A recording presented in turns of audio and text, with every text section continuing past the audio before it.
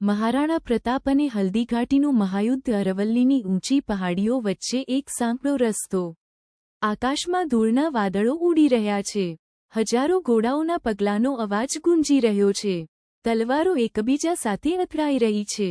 અને એ ધૂળની વચ્ચે એક રાજપૂત યોદ્ધા પોતાના ઘોડા પર સવાર છે.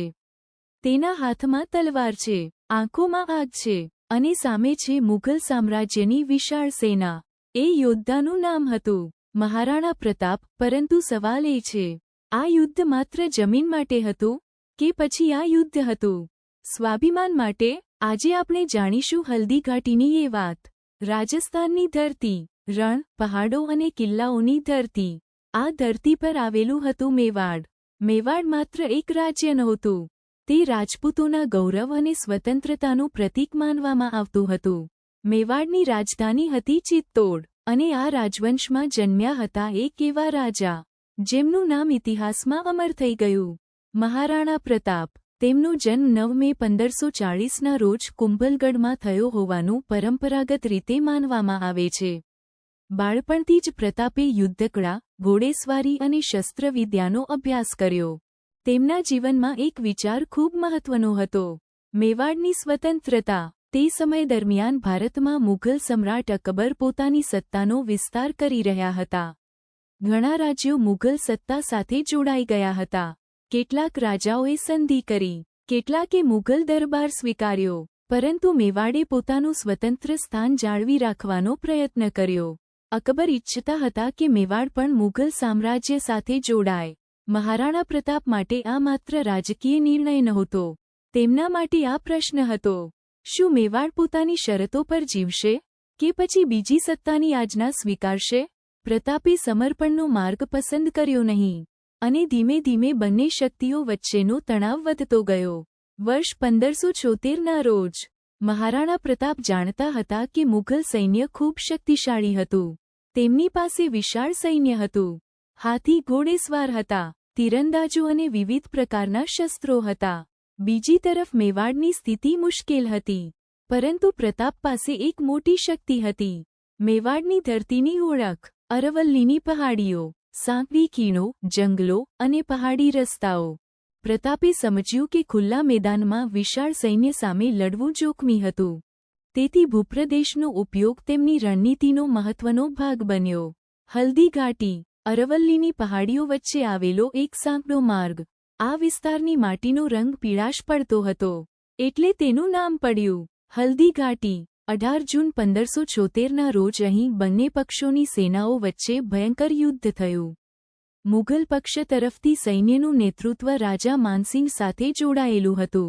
મહારાણા પ્રતાપ પોતાની સેનાની આગેવાની કરી રહ્યા હતા.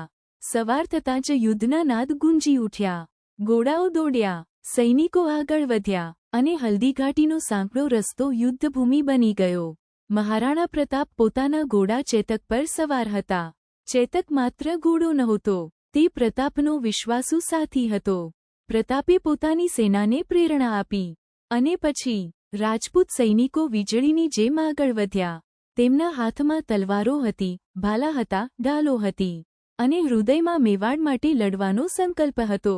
યુદ્ધ એટલું ભયંકર બન્યું કે થોડી જ વારમાં આખી ખીણમાં ધૂળ છવાઈ ગઈ. કોણ મિત્ર, કોણ શત્રુ, ધૂળમાં ઓળખવું મુશ્કેલ બની ગયું. પરંતુ પ્રતાપ પોતાની સેનાની વચ્ચે સતત લડી રહ્યા હતા.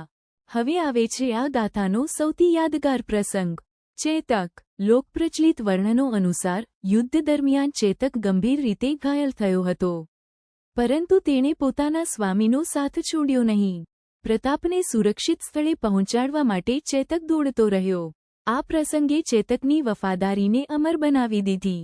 કહેવાય છે કે અંતે ચેતક વધુ દોડી શક્યો નહીં, અને તેણે પોતાના સ્વામી માટે અંતિમ શ્વાસ સુધી સાથ આપ્યો.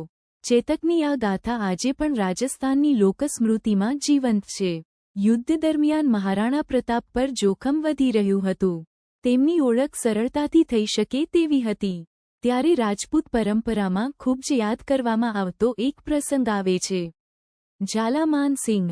લોકપ્રચલિત કથાઓ અનુસાર તેમણે મહારાણા પ્રતાપના રાજચિહ્ન પોતાના ઉપર ધારણ કર્યા. શત્રુઓનું ધ્યાન પોતાની તરફ ખેંચ્યું. આથી પ્રતાપને યુદ્ધભૂમિમાંથી બહાર નીકળવાની તક મળી. ઝાલા માનસિંહે પોતાના જીવનનું બલિદાન આપ્યું. આ બલિદાન માત્ર એક યોદ્ધાનું બલિદાન નહોતું. તે પોતાના રાજા પ્રત્યેની અદ્ભુત નિષ્ઠાનું પ્રતીક બની ગયું. ઘણા કલાકો સુધી યુદ્ધ ચાલ્યું. બંને પક્ષોએ ભારે નુકસાન સહન કર્યું. હલ્દીઘાટીનું યુદ્ધ એક સરળ વિજય અથવા પરાજયની વાર્તા નથી. મહારાણા પ્રતાપ યુદ્ધભૂમિમાંથી જીવતા બહાર નીકળ્યા. મેવાડ સંપૂર્ણપણે મુઘલ નિયંત્રણમાં આવ્યું નહીં. અને પ્રતાપે પોતાનો સંઘર્ષ ચાલુ રાખ્યો. અહીંથી શરૂ થાય છે મહારાણા પ્રતાપના જીવનનો વધુ મુશ્કેલ અધ્યાય. યુદ્ધ પછી પ્રતાપ માટે જીવન સરળ નહોતું. તેમણે પહાડો અને જંગલોમાં આશ્રય લીધો. પરિવાર સાથે મુશ્કેલીઓ સહન કરી. સૈનિકોની સ્થિતિ પણ કઠિન હતી. રાજમહેલની સુવિધાઓ ક્યાંય નહોતી. પરંતુ પ્રતાપે સમર્પણ કર્યું નહીં. તેમનું એક જ લક્ષ્ય હતું, મેવાડ માટે ફરી ઊભા થવું. તેઓ ફરીથી પોતાની શક્તિ એકત્ર કરવા લાગ્યા. આ સંઘર્ષમાં એક મહત્વપૂર્ણ નામ આવે છે, ભામાશાહ. પરંપરાગત ઐતિહાસિક વર્ણનોમાં ભામાશાહને મહારાણા પ્રતાપના મહત્વપૂર્ણ સહયોગી તરીકે યાદ કરવામાં આવે છે. કહેવાય છે કે તેમણે પોતાની સંપત્તિ પ્રતાપને અર્પણ કરી. આર્થિક મદદથી પ્રતાપને ફરી સૈન્ય સંગઠિત કરવામાં સહાય મળી. હવે પ્રતાપ ફરી તૈયાર હતા મેવાડની ધરતી માટે. ફરી એકવાર પ્રતાપે સમજ્યું કે વિશાળ સૈન્ય સાથે સીધી ટક્કર હંમેશા યોગ્ય નથી. તેથી પહાડી પ્રદેશનો ઉપયોગ કરવામાં આવ્યો. નાના દળો, ઝડપી હુમલા, પહાડીઓ અને જંગલોનો સહારો, અને પછી તરત જ સ્થાન બદલવું. આ પ્રકારની યુદ્ધ પદ્ધતિથી મુઘલ સેનાને મુશ્કેલી પડતી. મેવાડના સ્થાનિક ભૂગોળનું જ્ઞાન પ્રતાપ માટે મોટી શક્તિ હતું. ધીમે ધીમે પ્રતાપે મેવાડના અનેક વિસ્તારોમાં પોતાની સ્થિતિ મજબૂત કરી. મહારાણા પ્રતાપની ગાથામાં સૌથી મોટી વાત કદાચ તેમની સંપત્તિ કે સૈન્ય નહોતી. તે હતો તેમનો સંકલ્પ.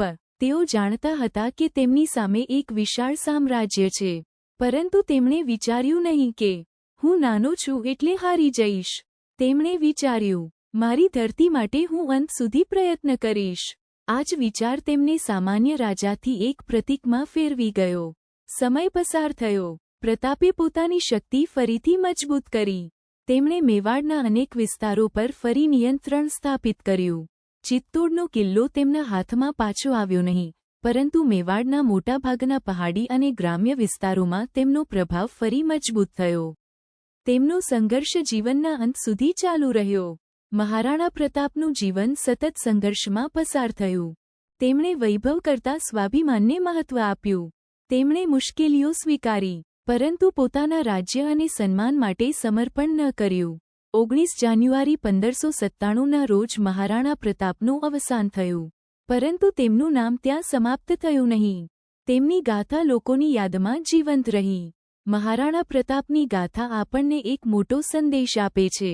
જીવનમાં મુશ્કેલી આવે તો હાર માની લેવી સહેલી છે, પરંતુ મુશ્કેલી સામે ઊભા રહેવું એ જ સાચી હિંમત છે. પ્રતાપ પાસે હંમેશા સૌથી મોટું સૈન્ય નહોતું, સૌથી વધુ સંપત્તિ નહોતી, પરંતુ તેમની પાસે હતું સ્વાભિમાન. તેમની પાસે હતો સંકલ્પ, અને પોતાની ધરતી માટે હતું અતૂટ પ્રેમ. ઇતિહાસમાં કોણ પોતાના સિદ્ધાંતો માટે કેટલું અડગ રહ્યું? મહારાણા પ્રતાપની ગાથા આપણને યાદ અપાવે છે કે સાચી જીત માત્ર યુદ્ધ જીતવામાં નથી. ક્યારેક પોતાના સિદ્ધાંતો પર અડગ રહેવું પણ એક મોટી જીત હોય છે. આ હતી મેવાડના સિંહ મહારાણા પ્રતાપની શૌર્યગાથા. જો તમને આવી ઐતિહાસિક અને રહસ્યમય ગુજરાતી વાર્તાઓ ગમે તો વિડીયોને લાઇક કરો અને આવી જ ઐતિહાસિક વાર્તાઓ માટે ચેનલને સબસ્ક્રાઇબ કરવાનું ભૂલશો નહીં.